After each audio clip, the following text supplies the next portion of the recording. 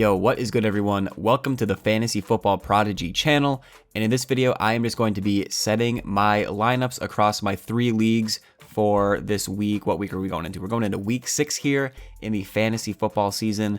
So like I said, I'm just going to be setting my lineups across my 3 leagues. We got some half PPR, standard league, 2 quarterback stuff, all sorts of good stuff, a little bit of dynasty action as well. So before we get into that, guys, make sure to subscribe to the channel. And with that being said, let's get into these lineups here. So this is my matchup from last week in my auction league. This is a 2 quarterback league. We ended up winning. You see the score right there. These are some of the performances. I ended up benching DJ Moore. I haven't really started him this year, I don't think at all, because my receiving core in this league is pretty stacked. And DJ Moore did have a good game. It was on the back of pretty much one big play though. So that was kind of tough to predict, but yeah, you kind of can see Zach Ertz had yet another bad game. We're going to go over that a little bit in this video as well. And just so you guys know, this isn't just me like giving you guys my lineups for no reason. Hopefully you guys can take some stuff from this video and apply it to your own leagues as you have to make some start-sit decisions. So I did also end up starting Justin Jackson because Melvin Gordon's game got canceled. And I started Justin Jackson over Darrell Henderson. And Jackson had a decent game, 11.9 points. Henderson had a better fantasy game, 20.3 points. So Henderson has been a little bit frustrating, and we'll talk about him a little bit more later in this video as well. But I did not play him in week 3 when he had that big game against Buffalo. I started him in week 4 against the Giants thinking, okay, good matchup. Cam Akers still wasn't playing that game, and he only got 8 carries. So then the next week, I'm like, all right, Cam Akers is back. He'll probably get less than 8 carries.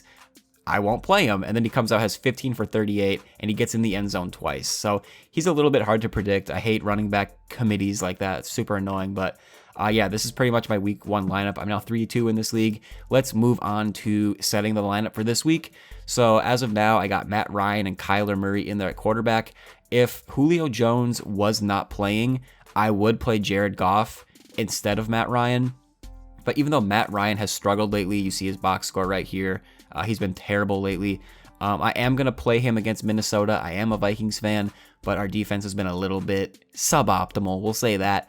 And I'm just going to stick with Ryan because, you know, Jared Goff, he himself isn't necessarily the face of consistency. He's been, you know, hit or miss. He's had some bad games, some good games. So I'm going to stick with Matt Ryan for another week. If he has another bad game, I'm going to be a little bit worried. But I am starting Darrell Henderson in this league as well. Or not in this league. I am starting him this week.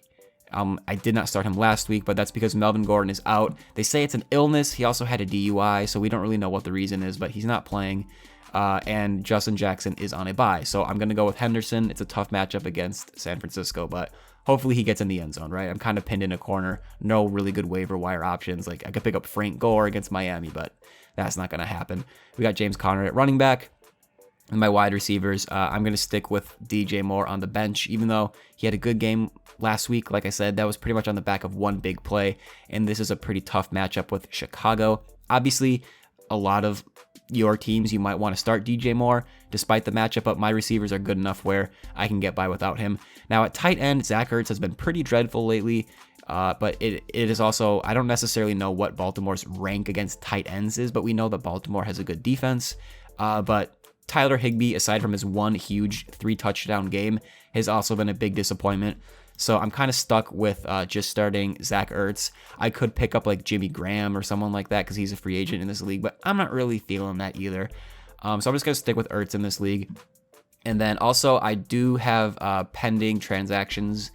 I didn't make any transactions in this league this week, but I have a pending claim for Jamal Williams and JD McKissic, just $0 bids because I moved Melvin Gordon to IR today or yesterday. So I just have a free spot on my roster, and then I just have this trade pending. I don't think he'll accept it, but if he does, I would love that.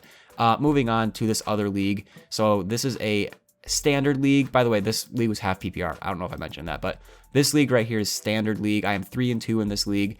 This was last week's matchup. I ended up winning 93.6 to 76.02. Here is the box score right here. Pretty good games from like Brees had a decent game.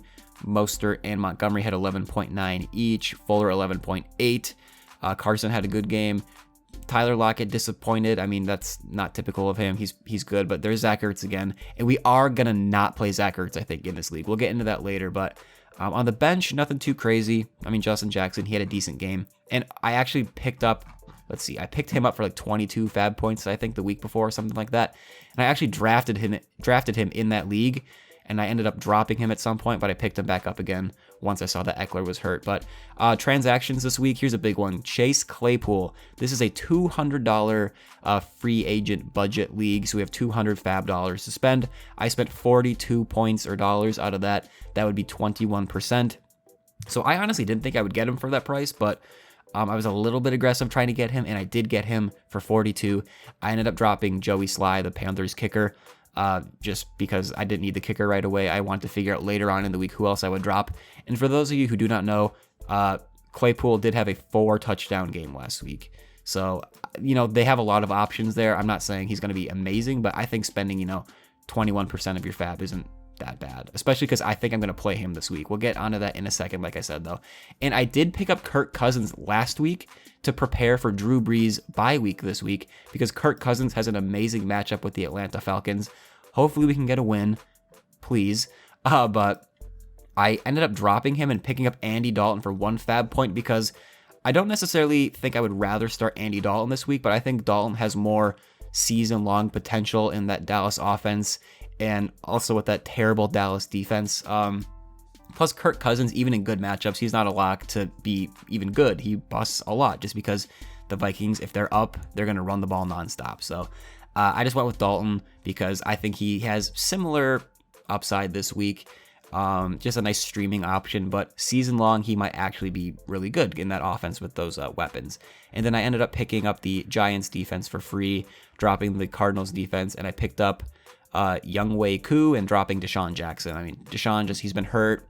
I'll maybe pick him up after this week, but it's been tough. So moving on to setting the lineup for this week, I do have Andy Dalton in there at quarterback, like I said, because Brees is on bye, and you guys can see we have a ton of players on bye this week.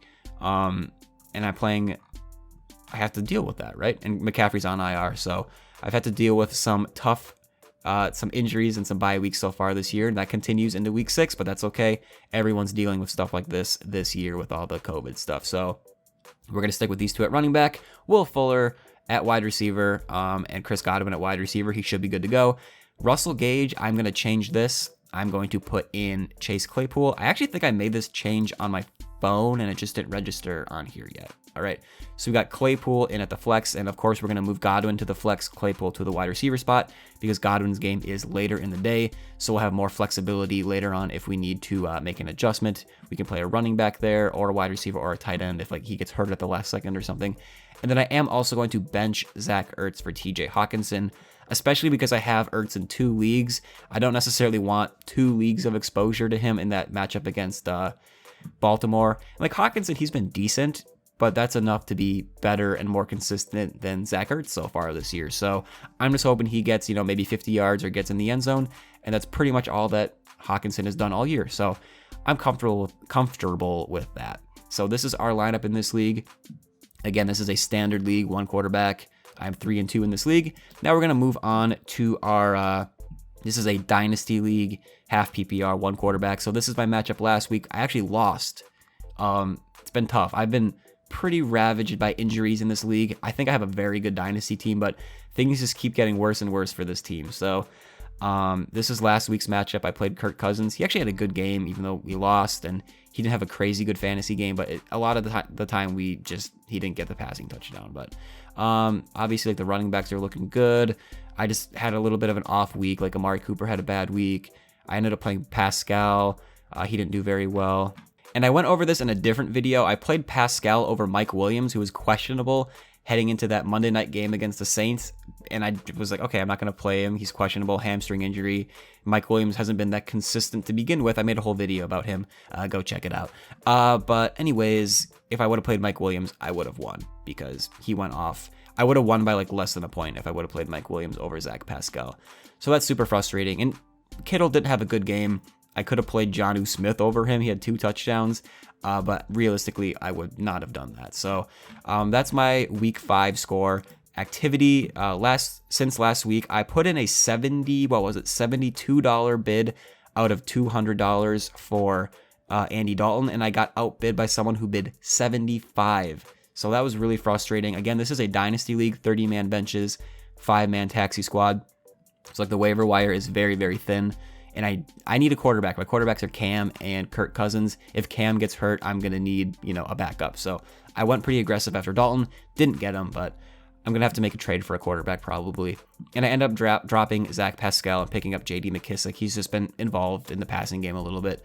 It's a dynasty league, like I said, so a guy like McKissic is worth picking up in a league like this. And he's been involved. You could pick him up in a redraft league too if you're in a pinch. So this week, here is our starting lineup we're going to go with. We'll see if we're going to make any changes. Cam Newton at Denver. I also have Kirk Cousins in this league, and while I do like that matchup, I'm just going to stick with Cam Newton. He has the rushing upside. He's just been playing really well, and, if the Vikings get up, they're going to run the ball a lot. So I'm just going to stick with Cam. At running back and 2 flexes, we're going to stick with Jonathan Taylor, Miles Sanders, Clyde Edwards-Helaire, and James Conner.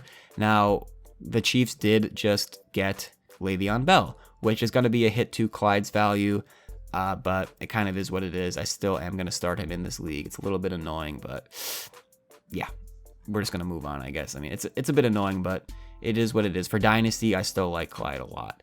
And then wide receiver, we're going Nuke, DeAndre Hopkins, Amari Cooper with a new quarterback, Andy Dalton, and Chris Godwin. It says he doesn't have an injury designation. He should be good to go. And those are our wide receivers. George Kittle at tight end. And we are playing the Bears defense against Carolina. The Chargers are on a bye. That's my only other defense. So looking at the bench here, I mean, any decisions to make? Not really. Marvin Jones has been pretty bad. I'm not going to play Jonnu over George Kittle, although I do love Jonnu a lot. And then we got Cortland Sutton on IR. Deebo Samuel is coming back, so that's super nice. But yeah, we're starting to recover a little bit from our injuries here, so hopefully we can get a little healthy on this team, avoid some more COVID situations. But yeah, that was me setting my lineups for all 3 of my leagues. I don't know if I remembered to say, but I am now 3-2 in this league as well. So we're looking pretty good in all of our leagues. I hope you guys were able to find some sort of helpful tip or something from this video. I didn't want to make this video too long. I just want to make kind of like a nice little quick video of me setting my lineup. So hopefully that helped or you found it interesting. Make sure to subscribe to the channel for more fantasy football content. Drop a like on the video if you enjoyed it, and I will see you guys later. Peace out.